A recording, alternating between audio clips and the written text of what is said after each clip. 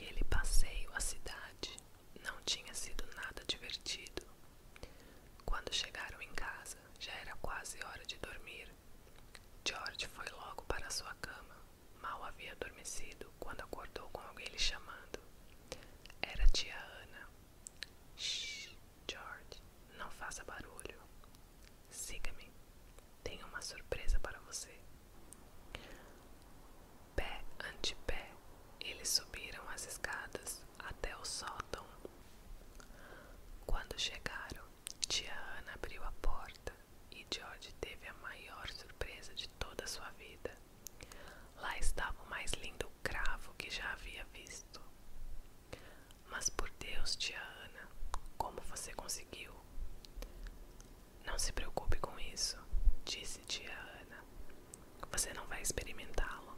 George Handel se sentou no banco e contemplou as teclas.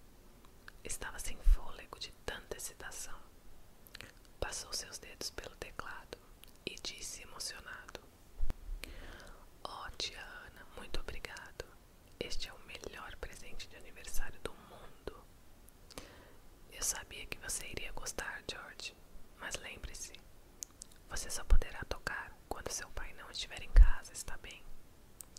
Você sabe que ele não gosta de música. O pai de George era barbeiro cirurgião. Ele não só era bom em cortar cabelos, como também era um médico que fazia cirurgias. Por ser muito habilidoso, o Sr. Handel fazia ótimos trabalhos. Ele trabalhava para o Duque de Weissenfels, que adorava música e tinha sua própria orquestra.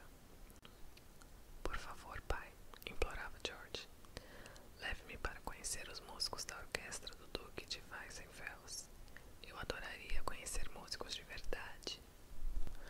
Mas o Sr. Handel franzia a testa e dizia: livros e estudo é tudo o que importa, não a música.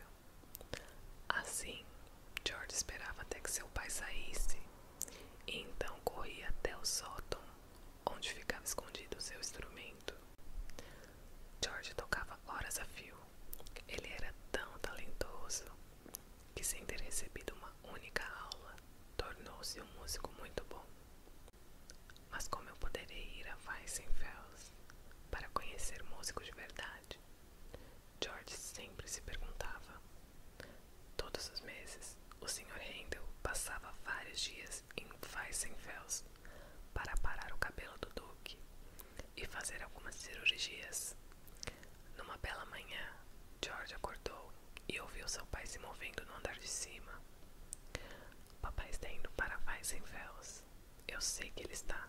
Talvez me deixe ir junto desta vez, pensou George. Pulou da cama e se vestiu rapidamente. Em seu quarto, o Sr. Handel acabava de empacotar sua navalha e alguns instrumentos especiais para suas cirurgias. Quando desceu com a sua maleta, George o estava esperando. Pai, por favor, deixe-me ir a Weissenfels com você desta vez. Livros, livros, você deve estudar bastante e não ficar pensando em música. O Sr. Handel atravessou o pátio e subiu na carruagem, que se foi sobre as pedras soltas que cobriam a estrada. Mas George estava decidido. Desta vez ele iria com seu pai. E saiu correndo atrás da carruagem. Não demorou muito, e o cocheiro avisou o Sr. Handel que havia um menino seguindo. O Sr. Handel olhou para trás, viu George e deu ordens para que a carruagem parasse. Assim, o bravo menino os alcançou, levantando atrás de si uma nuvem de poeira. George viu o rosto zangado de seu pai, mas aguentou firme. E agora, George, você está errado em desobedecer minhas ordens, mas estamos muito longe de casa para você voltar sozinho. Suba. E quando chegarmos a Weissenfels, é melhor você se comportar. Sim, pai, disse George suavemente, enquanto entrava na carruagem. George estava muito feliz, pois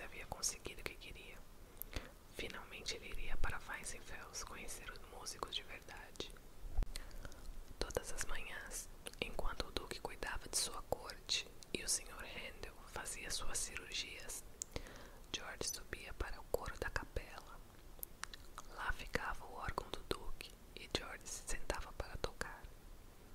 Um dia, o organista real o viu e disse: "Você toca bem. Onde estudou?" "Eu nunca tive aula, senhor", disse George. "Verdade? É difícil acreditar que você nunca tenha estudado com um professor. Esteja aqui no próximo domingo, quando o duque vier assistir à missa."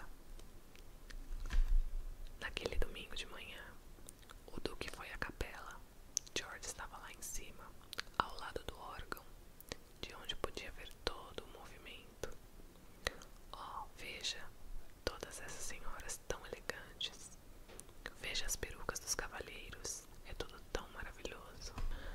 "E agora, meu jovem", disse o organista da corte, "você vai tocar a marcha assim que a missa acabar." "Eu? O senhor deve estar brincando", disse George.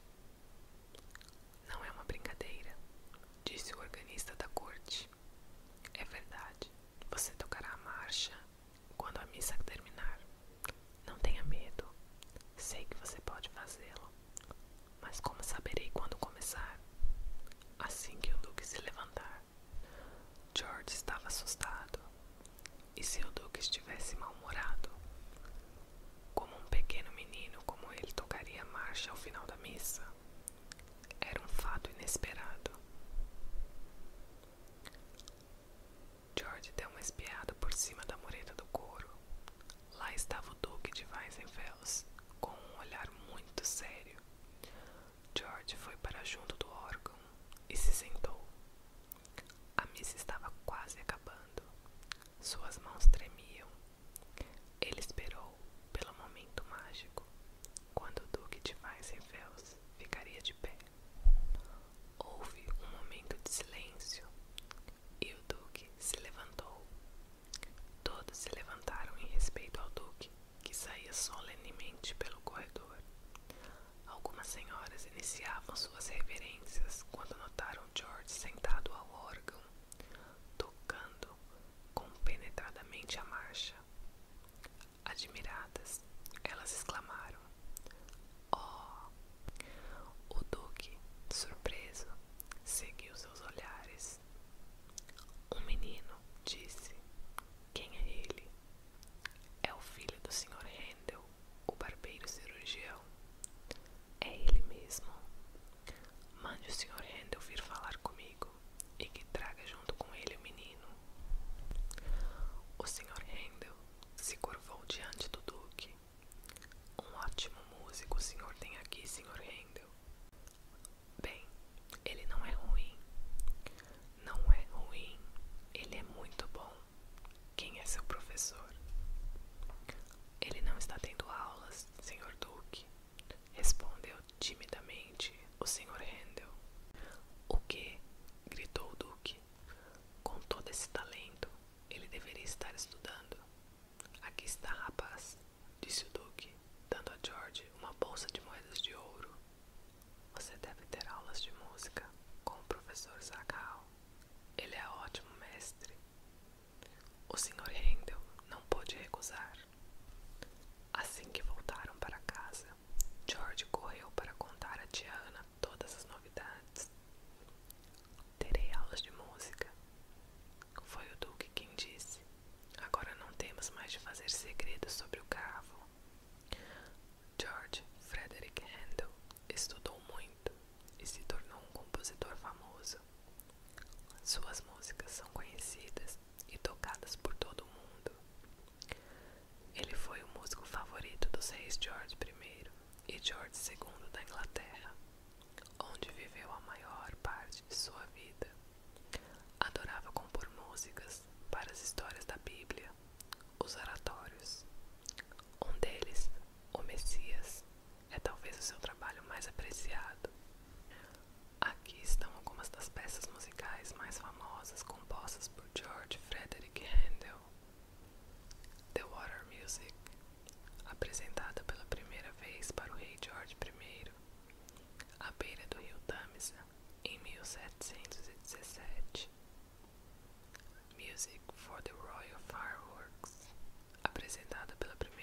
para o rei George II em 1700.